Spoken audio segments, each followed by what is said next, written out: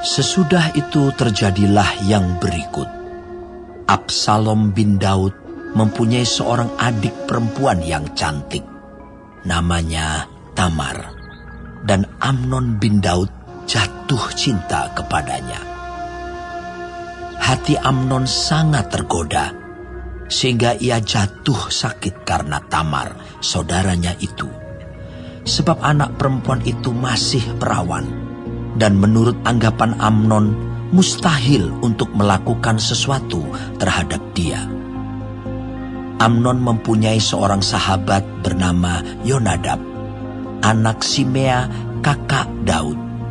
Yonadab itu seorang yang sangat cerdik. Katanya kepada Amnon, "Hai anak raja, mengapa engkau demikian merana setiap pagi? Tidakkah lebih baik engkau memberitahukannya kepadaku?"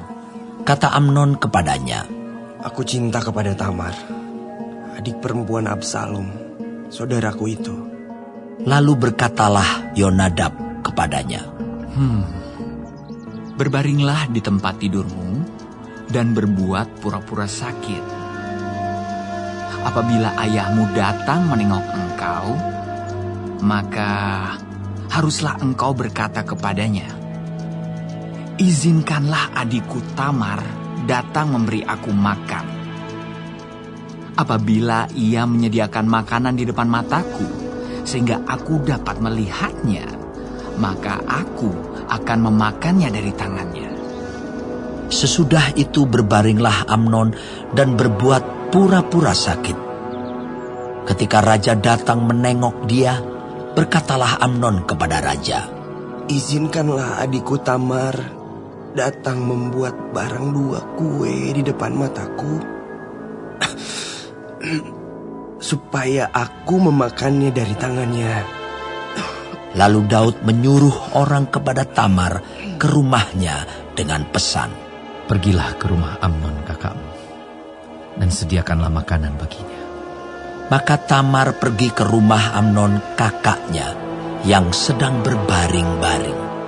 Lalu anak perempuan itu mengambil adonan, meremasnya dan membuat kue di depan matanya. Kemudian dibakarnya kue itu. Sesudah itu, gadis itu mengambil kuali dan mengeluarkan isinya di depan Amnon. Tetapi ia tidak mau makan. Berkatalah Amnon, "Suruhlah setiap orang keluar meninggalkan aku." Lalu keluarlah setiap orang meninggalkan dia. Lalu berkatalah Amnon kepada Tamar, "Bawalah makanan itu ke dalam kamar, supaya aku memakannya dari tanganmu." Tamar mengambil kue yang disediakannya itu, lalu membawanya kepada Amnon, kakaknya, ke dalam kamar. Ketika gadis itu menghidangkannya kepadanya, supaya ia makan, dipegangnyalah gadis itu dan berkata kepadanya, "Marilah tidur dengan aku, adikku." Tetapi gadis itu berkata kepadanya, "Tidak, kakakku. Jangan perkosa aku. Sebab orang tidak berlaku seperti itu di Israel. Janganlah berbuat noda seperti itu. Dan aku, kemanakah ku bawa kecemaranku? Dan engkau ini, kau akan dianggap sebagai orang yang bebal di Israel. Oleh sebab itu, bicaralah dengan raja, sebab ia tidak akan menolak memberikan aku kepadamu." Tetapi Amnon tidak mau mendengarkan perkataannya, dan sebab ia lebih kuat daripadanya, diperkosanyalah dia, lalu tidur dengan dia. Kemudian timbullah kebencian yang sangat besar pada Amnon terhadap gadis itu. Bahkan lebih besar benci yang dirasanya kepada gadis itu daripada cinta yang dirasanya sebelumnya. Lalu Amnon berkata kepadanya, "Bangunlah, nyala."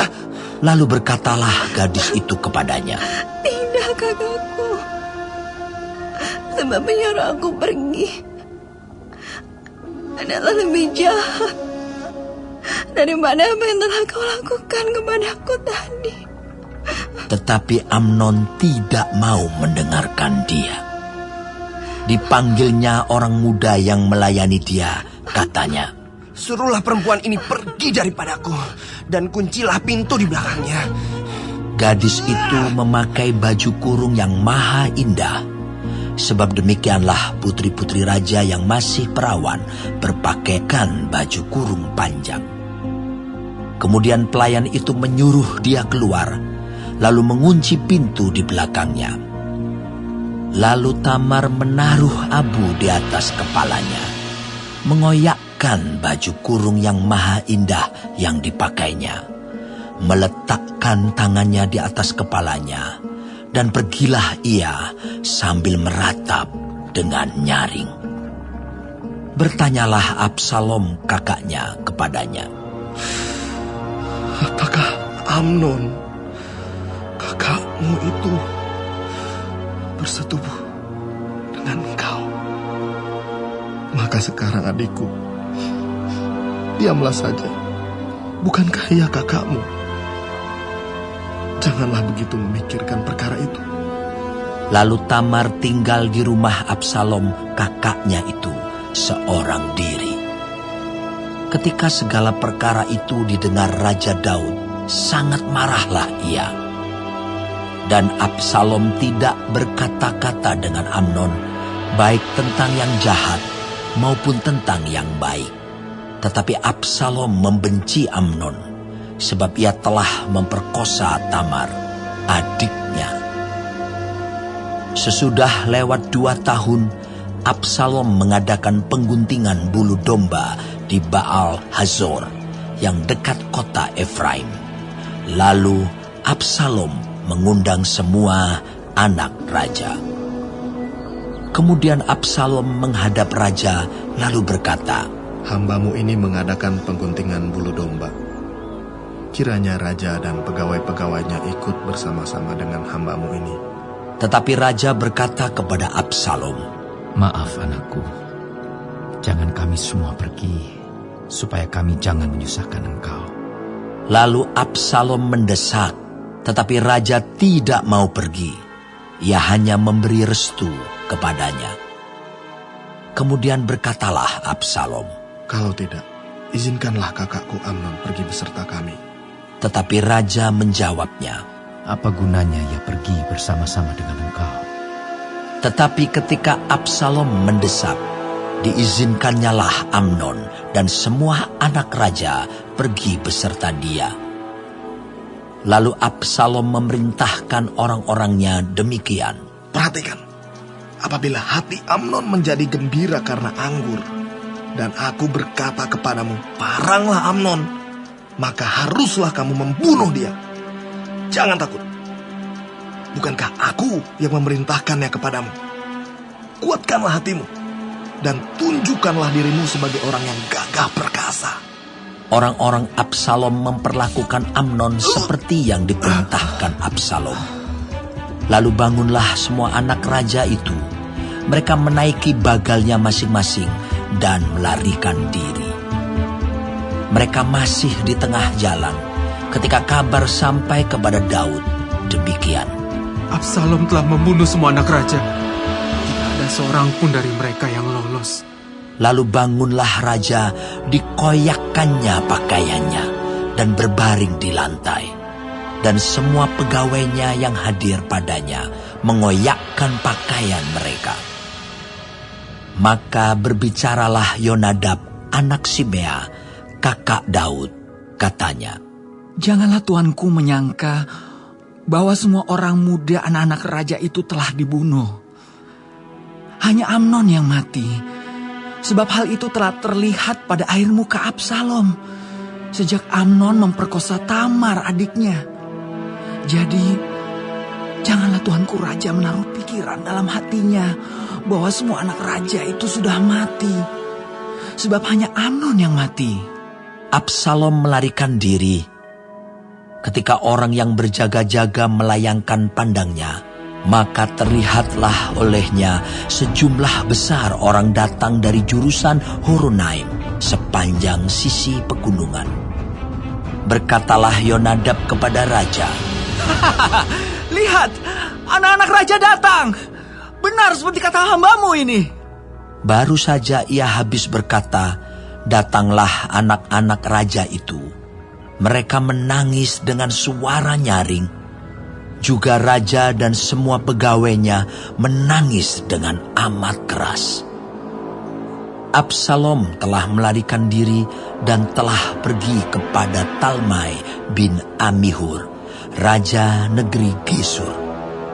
Dan Daud berduka cita berhari-hari lamanya karena anaknya itu. Absalom telah melarikan diri dan telah pergi ke Gesur. Ia tinggal di sana 3 tahun lamanya. Lalu raja tidak lagi marah terhadap Absalom, sebab kesedihan hatinya karena kematian Amnon telah surut.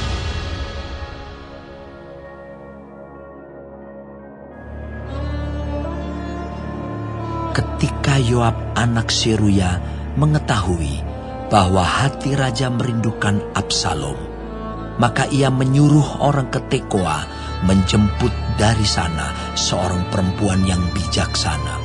Lalu ia berkata kepada perempuan itu, "Berlakulah pura-pura berkabung, dan pakailah pakaian berkabung. Janganlah berurap dengan minyak, dan berlakulah seperti seorang perempuan yang telah lama berkabung karena seorang mati. Kemudian masuklah menghadap raja, dan berbicaralah kepadanya seperti ini." Lalu Yoab menaruh perkataannya ke dalam mulut perempuan itu. Ketika perempuan Tekoa itu masuk menghadap raja, sujudlah ia dengan mukanya ke tanah dan menyembah sambil berkata, "Tolonglah, ya Tuanku Raja." Raja bertanya kepadanya, "Ada apa?" Jawabnya, "Aku ini seorang janda, sebab suamiku sudah mati. Hambamu ini mempunyai 2 orang anak laki-laki. Mereka berkelahi di padang. Dan karena tidak ada yang memisahkan, maka yang satu memukul yang lain dan membunuh dia.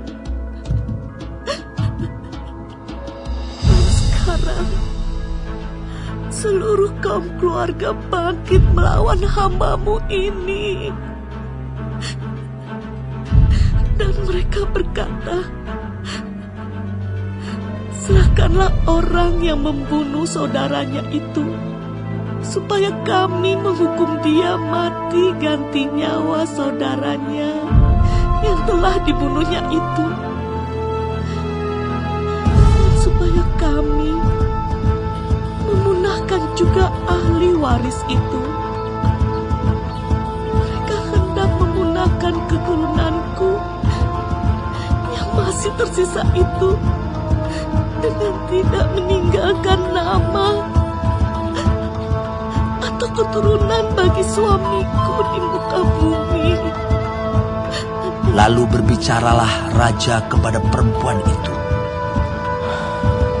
"Pulanglah ke rumahmu. Mengenai engkau akan kuberi perintah." Perempuan Tekoa itu berkata kepada raja, "Aku dan keluargaku akan menanggung kesalahan itu, ya Tuanku Raja. Tetapi raja dan tahtanya tak bersalah." Lalu berkatalah raja, "Jika ada orang yang mengatakan apa-apa lagi terhadap engkau, bawalah orang itu menghadap aku, maka ia tidak akan mengusik engkau lagi." Kata perempuan itu, Kiranya raja ingat kepada Tuhan Allahmu, supaya si penuntut tebusan darah jangan terlalu banyak menimbulkan kemusnahan, dan supaya mereka jangan memunahkan anakku itu." lalu berkatalah raja, Demi Tuhan yang hidup, sehelai rambut pun dari kepala anakmu itu takkan jatuh ke bumi.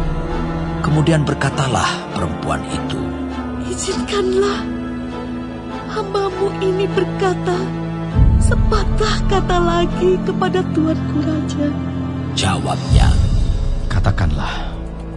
berkatalah perempuan itu, Mengapa raja merancang hal yang demikian terhadap umat Allah?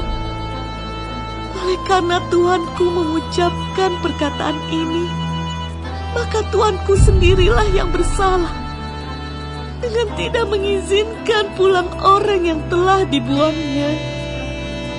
Sebab kita pasti mati. Kita seperti air yang tercurah ke bumi yang tidak terkumpulkan.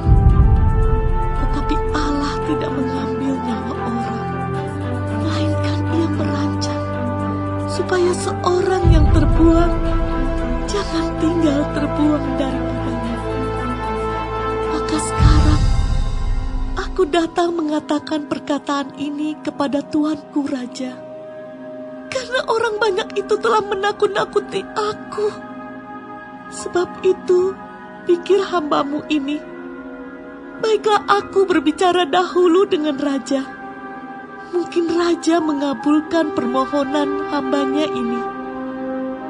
Sebab raja akan mendengarkan aku dan akan melepaskan hambanya ini dari tangan orang yang hendak memunahkan aku dan anakku bersama-sama dari milik pusaka Allah.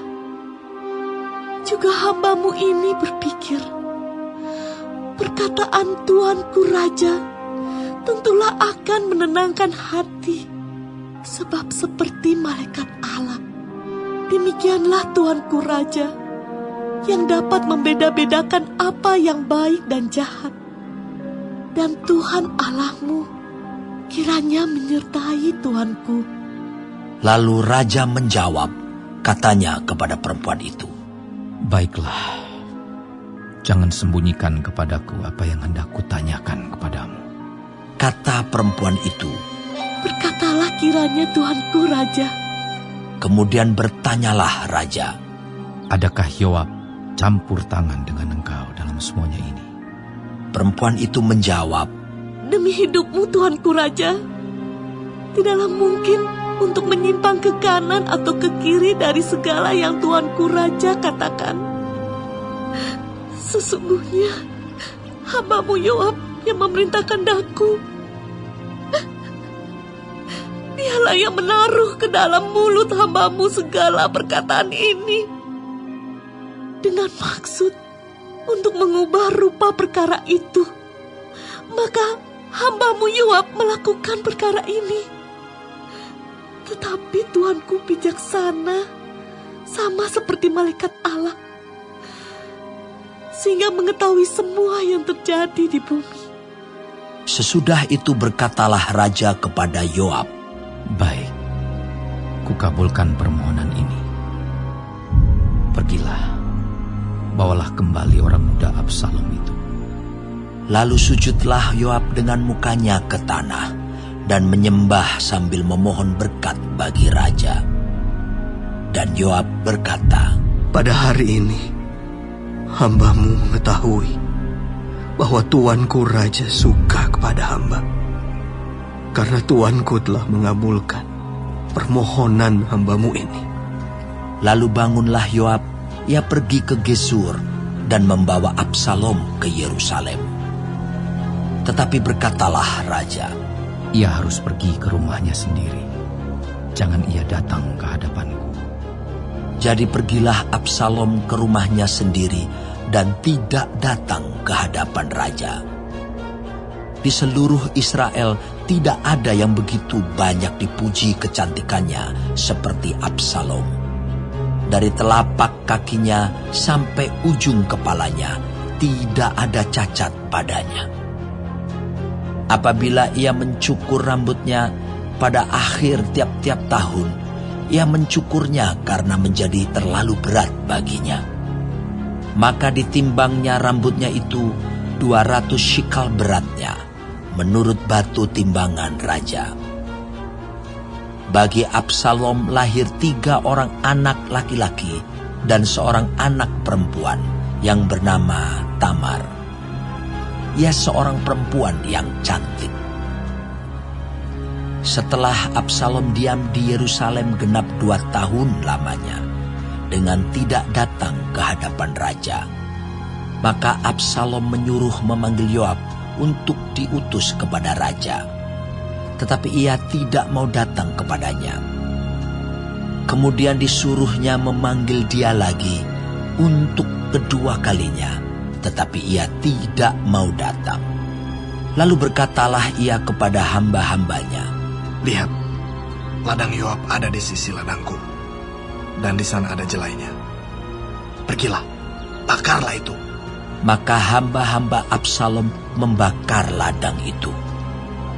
Lalu Yoab pergi mendapatkan Absalom ke rumahnya dan bertanya kepadanya, "Mengapa hamba-hambamu membakar ladang kepunyaanku itu?"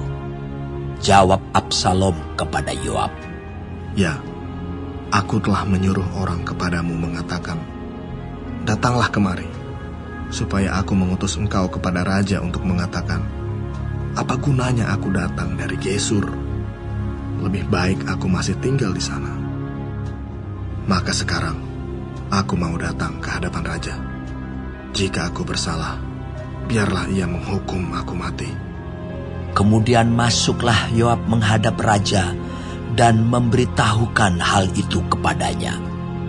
Raja memanggil Absalom, dan ia masuk menghadap raja, lalu sujud ke hadapan raja dengan mukanya ke tanah. Lalu raja mencium Absalom.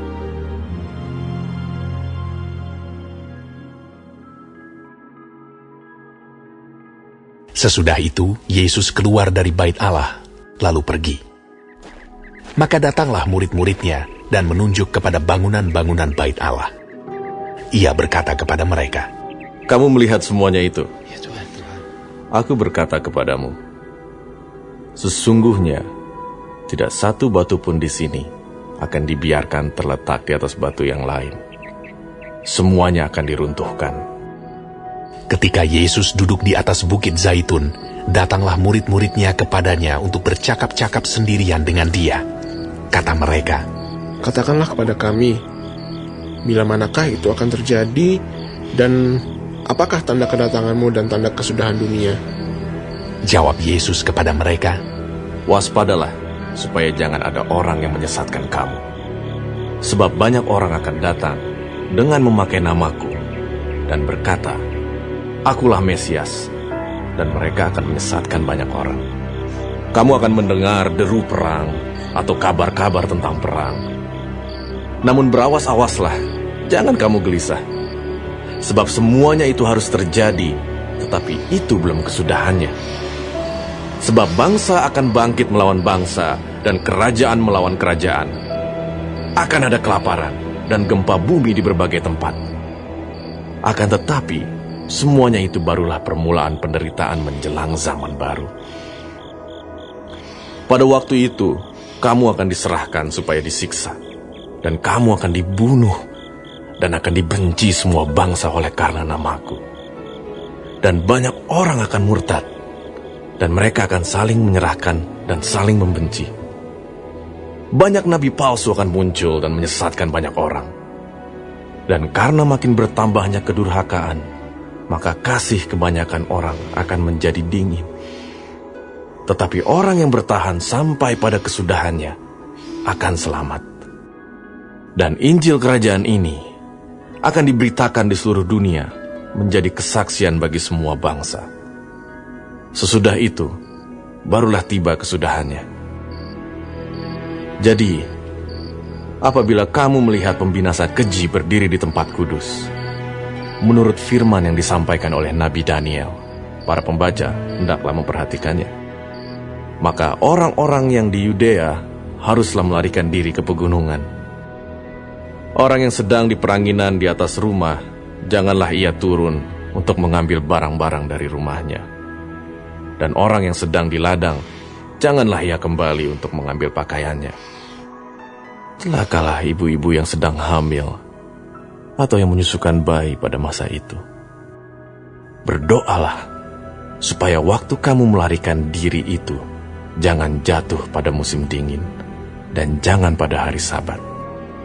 Sebab pada masa itu akan terjadi siksaan yang dahsyat seperti yang belum pernah terjadi sejak awal dunia sampai sekarang, dan yang tidak akan terjadi lagi.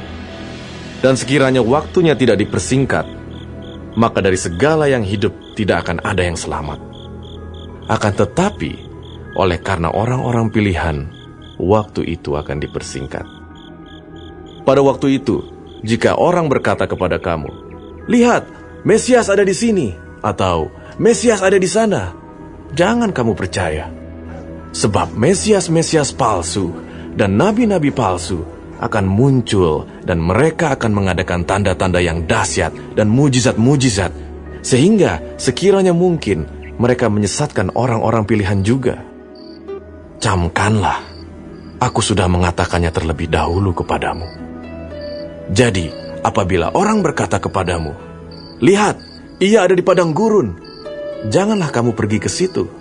Atau, "Lihat, ia ada di dalam bilik," janganlah kamu percaya. Sebab sama seperti kilat memancar dari sebelah timur dan melontarkan cahayanya sampai ke barat, demikian pula lah kelak kedatangan Anak Manusia. Di mana ada bangkai, di situ burung nazar berkerumun.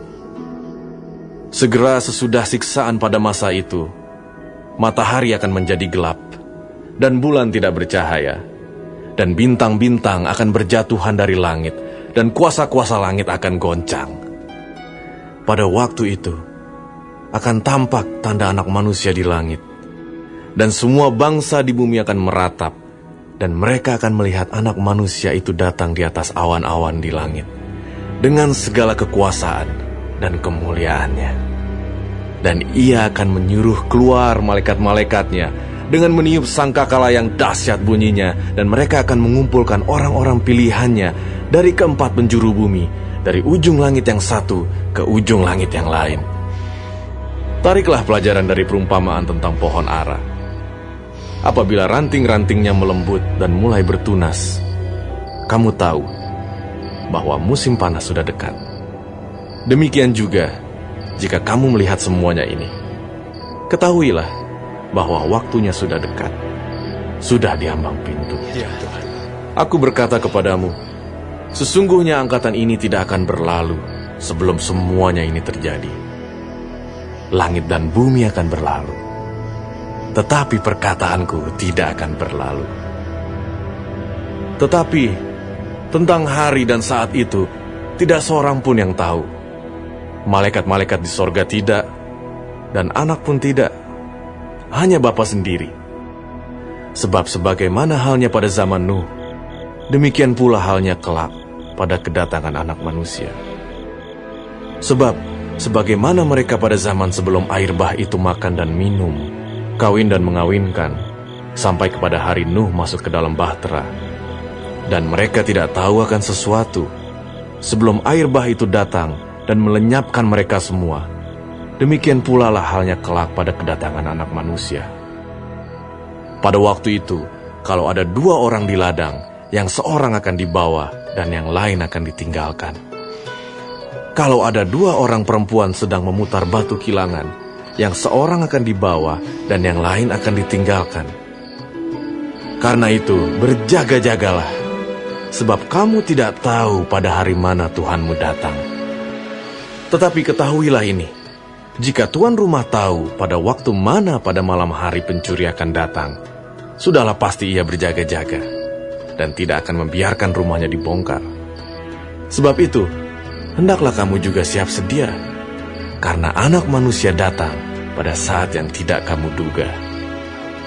Siapakah hamba yang setia dan bijaksana yang diangkat oleh tuannya atas orang-orangnya untuk memberikan mereka makanan pada waktunya? Berbahagialah hamba yang didapati tuannya melakukan tugasnya itu ketika tuannya itu datang. Aku berkata kepadamu, sesungguhnya tuannya itu akan mengangkat dia menjadi pengawas segala miliknya.